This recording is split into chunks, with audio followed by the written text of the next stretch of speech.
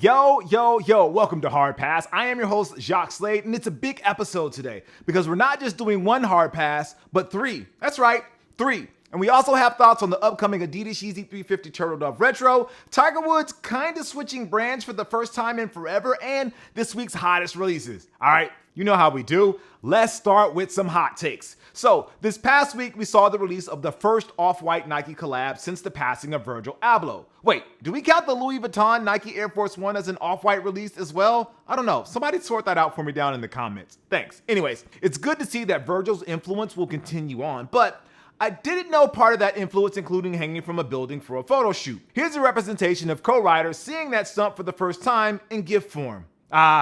I remember when he freaked out when I stuck my Air Maxes outside of a flying helicopter for Air Max Day a few years ago.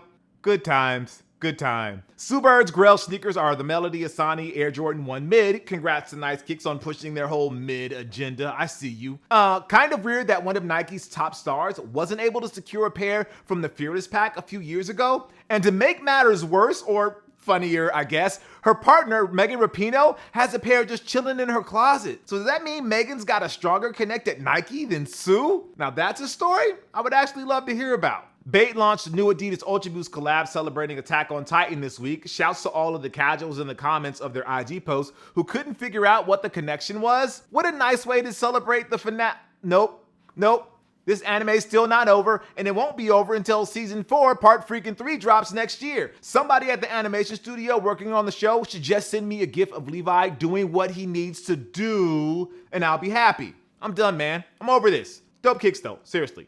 Now, Tiger Woods and Nike. Nike and Tiger Woods. Since 1996, the two icons have been one and the same. Unless Tiger's doing a formal event or a sit-down interview with a big-name journalist, chances are he's got a swoosh on his head, on his chest, and on his feet. Everywhere he goes, the swoosh goes with him. It's so intertwined with his brand that it's impossible to imagine him wearing anything other than Nikes on the golf course, and that's why it's so freaking weird that for the Masters, golf's premier tournament, Tiger Woods is wearing FootJoys. For the uninitiated, FootJoy is to golf what Converse is to basketball, the most OGs of OGs. So, imagine for a second it's Game 5 of the 97 NBA Finals. Michael Jordan, suffering from flu-like symptoms, can hardly get up and down the court during warm-up. He senses that something feels off. His black and red Air Jordan 12s aren't providing him with the necessary comfort and support that he's accustomed to. Never mind that he's worn the 12s all season long. On that night, he just wasn't feeling it. So he decides to switch up sneakers. He tries on Scottie Pippen's custom Zoom Pippen 1s, Dennis Rodman's Converse All-Star 91s, and every other Nike shoe he could find.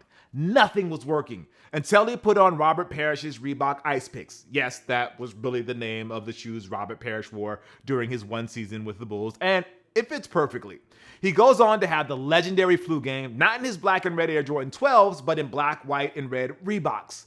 That's the equivalent of Tiger Woods wearing FootJoys for the Masters. I can't even imagine the headlines for Nike if Tiger somehow won this weekend. And before I move on, I know you Jordan fanboys are gonna get all, well, actually, Michael's feet was bleeding from wearing his old Jordan 1s against the Knicks for his last game at Madison Square Garden. He would rather bleed than wear Reeboks. Yeah. Or maybe, Nike didn't buy Converse until 2003, so maybe he would have worn Rodman shoes. You know what? You guys are really fun at parties. Anyways, Tiger Woods wearing FootJoys is again freaking weird. When he was asked about the switch, he said that the FootJoy Premier Series package shoes allowed him to be more stable, but that he was still working with Nike to find shoes that would fit his needs. That's an interesting answer that just leaves me with more questions like, how long has this been an issue? It has to be recent because during the PNC Championship in December of last year, Tiger was wearing his signature Nike TWs while playing with his son Charlie. Obviously, a more relaxed exhibition in flat terrain while in the cart is very different from Augusta National, one of the most challenging walks in all of golf. But the thought that Nike would not have something prepared for Tiger this weekend is just confusing to me. There's not a single pair of golf shoes in the entire Nike golf catalog that won't meet Tiger's needs. Tiger doesn't have an older pair that's more classically constructed that might work.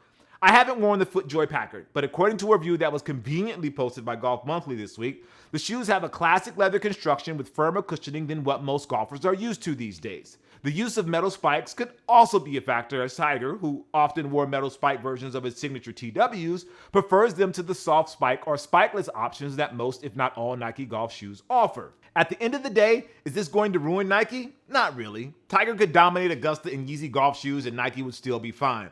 But Nike Golf might go in the tank for a while. I mean, their entire equipment division was shut down a few years back because they were struggling to keep up. Tiger switching to TaylorMade in the aftermath was a big deal, but the swoosh remained on his entire personage from top to bottom. And now the bottom might be changing for who knows how long.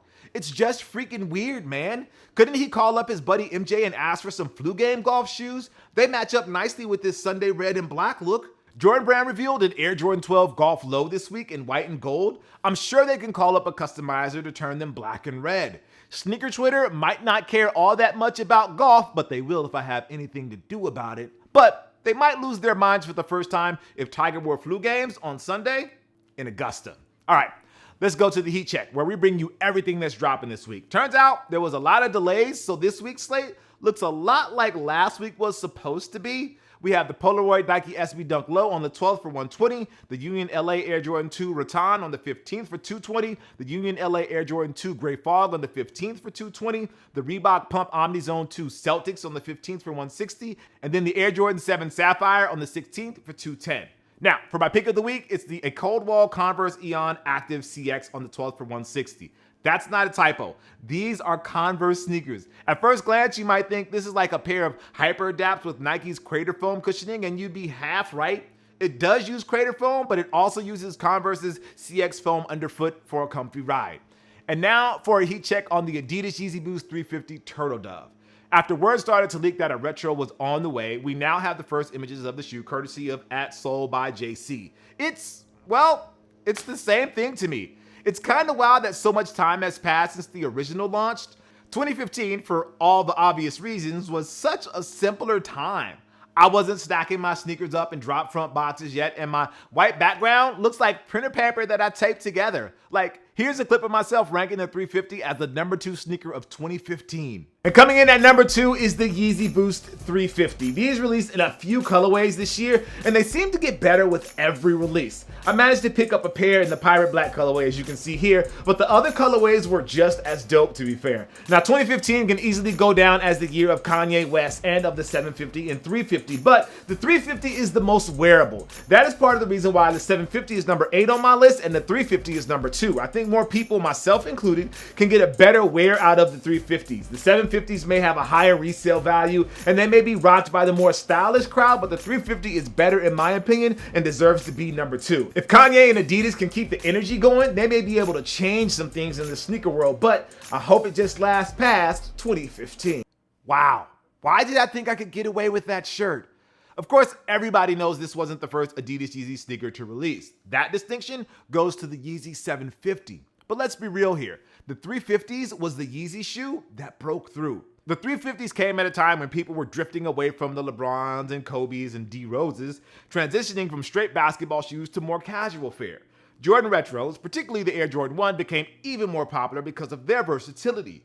Adidas was building momentum with their recently introduced Boost Tech, making believers with each pair of Ultra Boosts sold. By the time the 350 came out, it was really the perfect storm.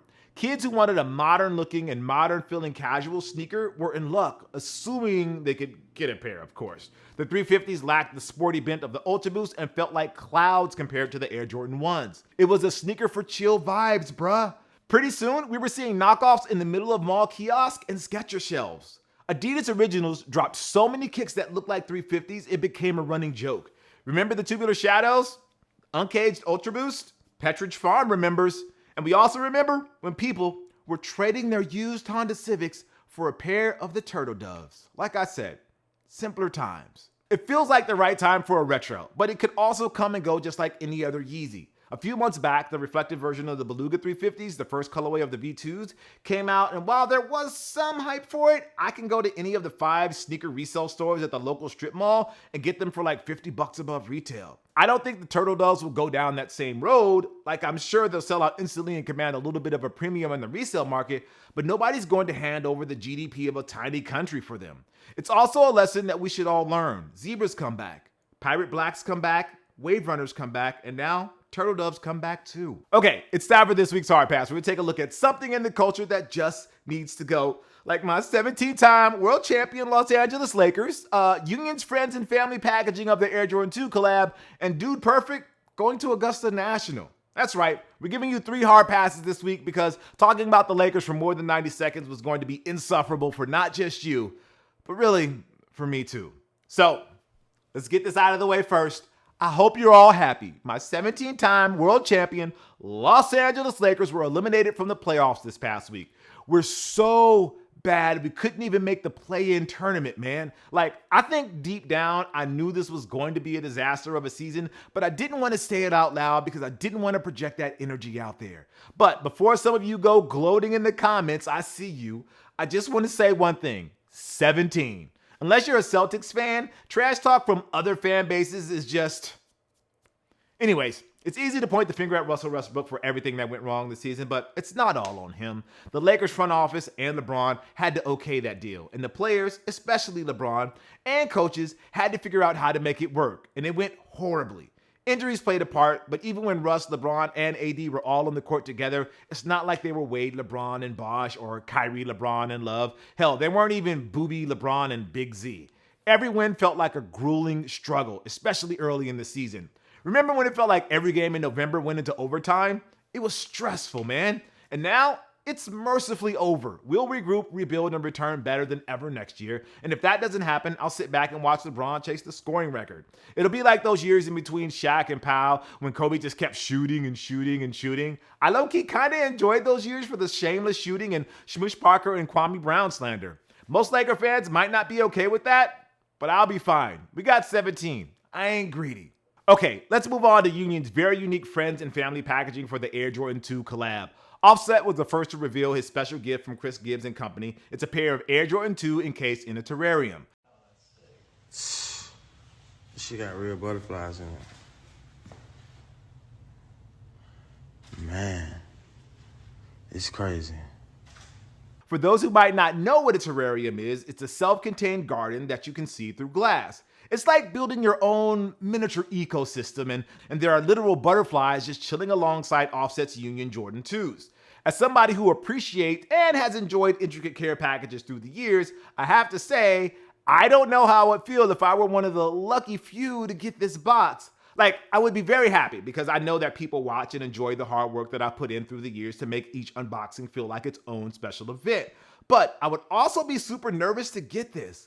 Why? Because there's butterflies in there and plants. Like, yeah, the unboxing is going to be fun, and the clip of me trying to get those shoes out of the box without letting the butterflies out as well is comedy that you didn't know you wanted. But what am I supposed to do with the terrarium afterwards? Like, am I basically responsible for the well-being of those plants? Do I have to learn basic gardening skills to keep them alive? Am I the bad guy if I just move the plants out of the box into my backyard? Is it going to be like that episode of Pokemon cartoon when Ash let his Butterfree go and I became a crying mess on camera? I don't know, man. But if anybody at Union is watching, there's only one way to find out. And finally, Dude Perfect.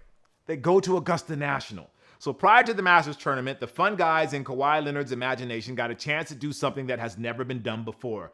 Unbougie the most hallowed 18 holes of golf in the... The most hallowed 18 holes of golf in America.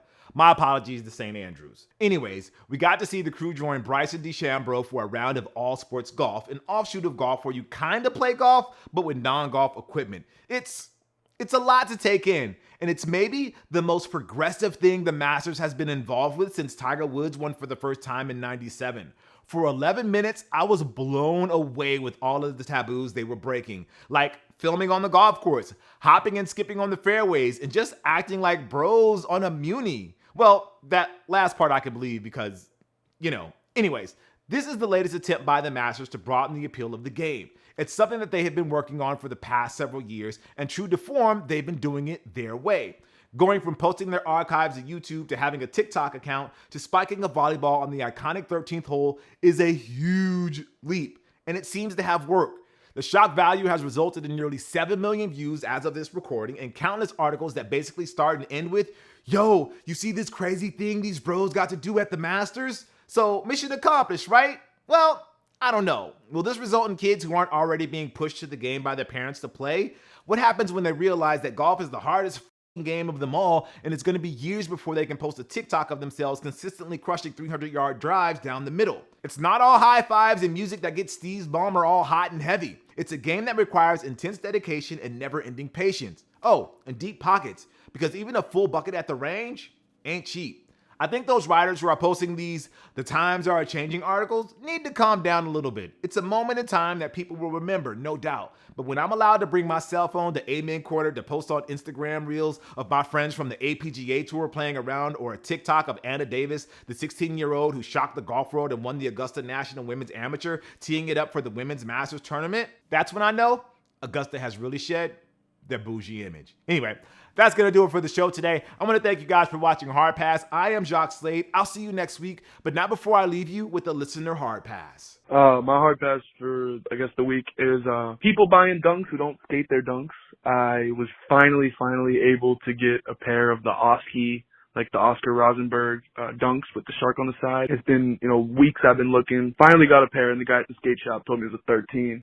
Out of love for Rosenberg, I copped the dunks, but I can't wear them to skate. So I don't know what to do. I'm trying to see if someone will size swap me, but that's my hard pass for the week. People buying shoes who ain't gonna use them. If you would like to possibly be featured in a future episode, call us at 818-493-9325. Leave a short message or socials if you want. No more than 30 seconds, and you might be featured in a future episode. I'll see you guys soon.